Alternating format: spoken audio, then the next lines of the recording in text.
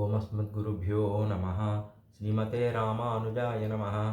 அங்கன்மாஞாலத்தரசர் அபிமானபங்கமாய் வந்து நின் பள்ளிக்கட்டில் கீழே செங்குமிருப்பார் போல் வந்து தலை பெய்தோம் கிங்கினி வாயிச் செய்த தாமரை பூ போலே செங்கஞ்சிறிச்சிறிதே எம்மேல் விழியாபோ திங்களும் ஆதித்யனும் எழுந்தார் போல் அங்கனி ரெண்டும் கொண்டு எங்கள் மேல் நோக்குதியேல் ఎంగల్ మేల్ శాపమిడుందు ఏలో రెంబావాయ్. భాగవతోత్తములందరికీ అడియేన్ రామానుజాస శ్రీమతే రామానుజాయ నమః. ఈవేళ మనం ధనుర్మాసోత్సవంలో 22వ పాసరాన్ని అనుసంధానం చేసుకుంటున్నాం. ఇప్పటివరకు ముందుగా భగవంతుని యొక్క భక్తులందరూ ఒక సమూహంగా చేరిన తర్వాత ఆచార్యుల్ని ఆశ్రయించిండ్రు. ఆచార్య సమాశ్రయం తర్వాత ఆచార్యులు ఒక మంత్రాన్ని ఉపదేశించారు. ఆ మంత్రాన్ని మననం చేసి తర్వాత ఆ మంత్రాన్ని మననం చేసుకుంటూ భగవంతునికి ప్రీతిపాత్రులైనటువంటి భాగవతోత్తములను మనం మేల్కొల్పుకుంటూ వారితో కూడా సమాశ్రయనం అంటే కలవడం జరిగింది. దాని తర్వాత అమ్మవారు పురుషకారం చేసేటువంటి అమ్మవారిని కూడా మనం ఆశ్రయించడం జరిగింది. దాని తర్వాత ఇప్పుడు మెల్లమెల్లగా పరమాత్ముని మనం పోయినపాసనంలో ఆశ్రయించడం, మళ్ళీ ఇప్పుడు కూడా ఆశ్రయిస్తున్నాం. పోయినపాసనంలో స్వామి దగ్గరికి వచ్చిన తర్వాత ఏర్రా ఎందుకు వచ్చారు, మీ స్వరూపాన్ని వీడి ఎందుకు వచ్చారు అన్నట్టు మాట్లాడారు.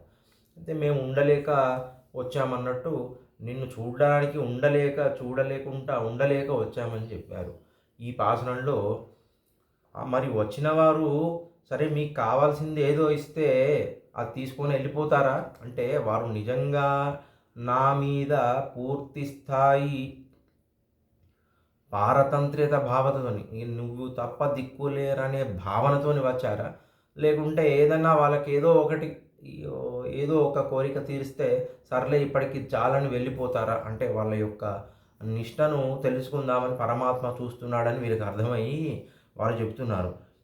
అంగన్మాజ్ఞాలత్తరసర్ అభిమాన భంగమాయ్ వందు నిన్ పల్లికట్టిల్ కీడే. అంటే ఆ రాజులు కూడా ఎట్లాంటి వాళ్ళట అంటే, సువిశాలమైనటువంటి సుందరమైనటువంటి పెద్ద పెద్ద రాజ్యాలకు రాజులైనటువంటి వారు కూడా ఎప్పుడైతే వారి అభిమానము నశించిపోయి ఒక చక్రవర్తి కింద ఉన్నటువంటి రాజులు ఏ రకంగానైతే వారి రాజ్యాలు పోయి వారు ఓడిపోయి వారి యొక్క చక్రవర్తిని ఇక వేరే గతి లేదు, దిక్కు లేదు కదా, వారిని ఆశ్రయిస్తేనే వాడు క్షమాభిక్ష పెడతారు. ఆ రకంగా అంత పెద్ద రాజ్యాలు లేనటువంటి రాజులు ఏ రకంగా అయితే అభిమానాన్ని వీడి చక్రవర్తిని చేరి ఆశ్రయిస్తారు, ఆ రకంగా స్వామి మేము కూడా మా యొక్క అహంకారం, అభిమానం అంటే నేను నాది అనే అహంకారం దాన్ని వీడి పల్లికట్టిల్కిడే నీ యొక్క సింహాసనం యొక్క కాళ్ళు ఉంటాయి కదా, లెగ్స్, వాటి దగ్గర కూర్చున్నాం. ఎలా కూర్చున్నామంటే గుంపులుగా శంగల్ మీరు పారపోలు మందు తలైపోయి ఒకలమే కాదండి, అందరం కలిసి వచ్చి నిన్ను ఆశ్రయించినము. ఇక మాకు వేరే గతి లేదు, ఎక్కడికి పోయేది లేదు. నేను నీకు ఇది ఇస్తాను, నీకు బతకడానికి వేరే దారి చూపిస్తాను, ఇంకేదో చేస్తాను, ఈ శరీరంతో అనుభవించడానికి కావలసిన సుఖాలను నీకు ప్రసాదిస్తానంటే మేము పోయేవారం కాదు. అనన్య అర్హ శేషత్వం, నువ్వే మాకు గతి, అనన్య అర్హ శరణత్వాన్ని దీంట్లో విశేషంగా అంటే నువ్వు తప్ప నాకు గతి లేదని చెప్పి స్వామిని శరణు వేడిన తర్వాత తలెప్పదం కింగిని వాయి చైద తామరై పోలే చెంగంచిరుచిరుదే ఎమ్మల్ విలియాబో. స్వామి అట ఇంకా వీరులో ఉన్నటువంటి ఇక్కడికి రావడం అనే దాంట్లో పాపం వాళ్ళ స్వప్రయత్నం అనే కాకుండా నన్ను చూడకుండా ఉండలేక వచ్చారని చెప్పి ఆయన కళ్ళు తెరిచే సౌందర్యాన్ని చూపిస్తున్నారట.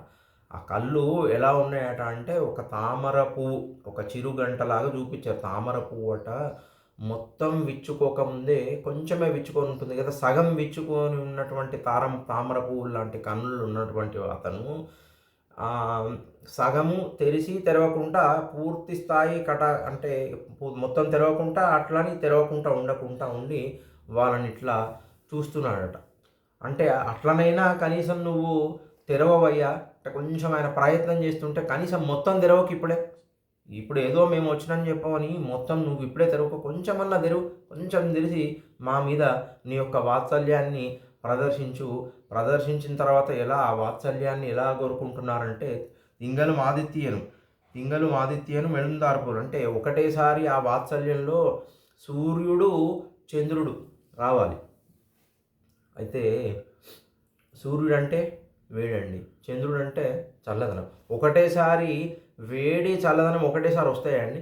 ఒక పూట అది ఒక పూట ఇది అంటే పర్వాలేదు, కానీ రెండు ఒకటేసారి వస్తున్నాయట. ఆ పరమాత్మ ముఖం కూడా ఎర్రగా అయిందటండి. ఎర్రగా అయిందంటే ఇంతకుముందుకు మనం ఒక దృష్టాంతంలో ఒక పాత్రలో చెప్పుకున్నాం.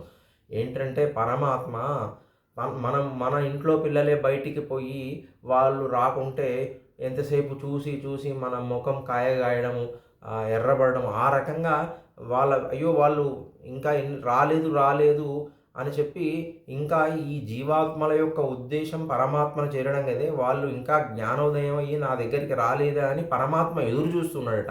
ఆ రకంగా ఆయన ముఖం ఎర్రబడిందట.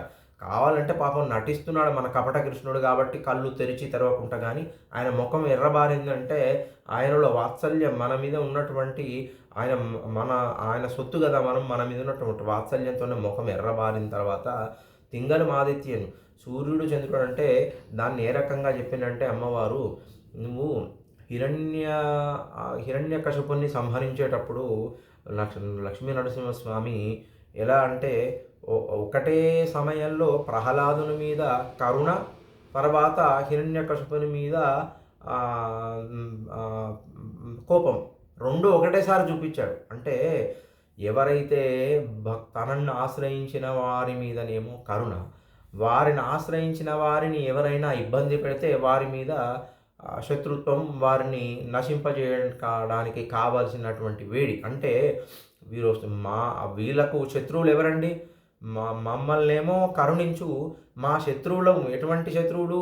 అభిమానం, మేము మాది ఈ శరీరం అనేటువంటి అహంకారం ఉంది కదా, వాటిని నశించేటట్టు ఇంకా ఏమైనా కొంచెం మిగిలిందేమో, దాన్ని నీ యొక్క ఎండ తీవ్రత వల్ల అది నశించినదై కావాలి, నీ యొక్క వాత్సల్యం వల్ల మేము నిన్ను చేరడానికి మార్గం సుగమం కావాలని చెప్పి అలా అయ్యేటట్టు అంగని రెండుం కొండు ఇంగల్ మేల్ నోక్కిదియల్, అలా చేయడం వల్ల ఎంగల్ మేల్ శాపమిడిందియలు రంబావై, మా యొక్క శాపం, మాది శాపం అంటే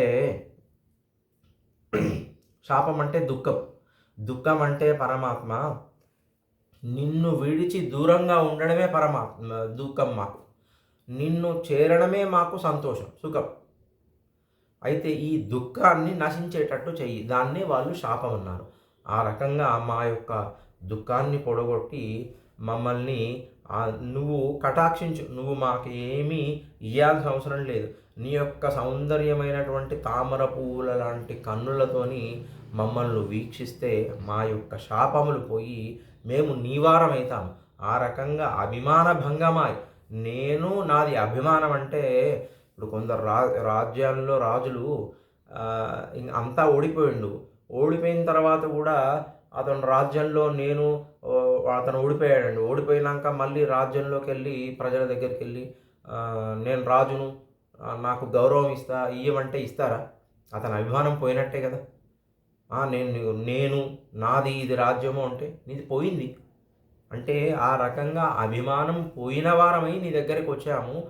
ఆ కాస్త అభిమానం ఉన్న నీ యొక్క ఈ సూర్యుని లాంటి ప్రతాపం చేత మా యొక్క అజ్ఞానంను, అభిమానమును ఇంకా తీసేసి చంద్రుని లాంటి ప్రసన్నత కలిగినటువంటి చూపు మా మీద పడేటట్టు చేసి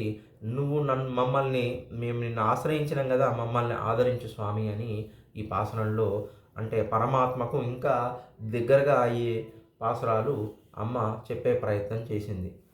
ఇంతటితో ఈ పాశనం సమాప్తం. కర్కటే పూర్వ ఫల్గుణ్యాం తులసీ కాననోద్భవాం పాండ్య విశ్వంబర అంగోదాం వందే శ్రీరంగనాయకీం ఆండాల్ అఖిల భాగవత ఆచార్య దివ్య తిరువడిగలే శరణం. జై శ్రీమన్నారాయణ. శ్రీమతే రామానుజాయ నమః.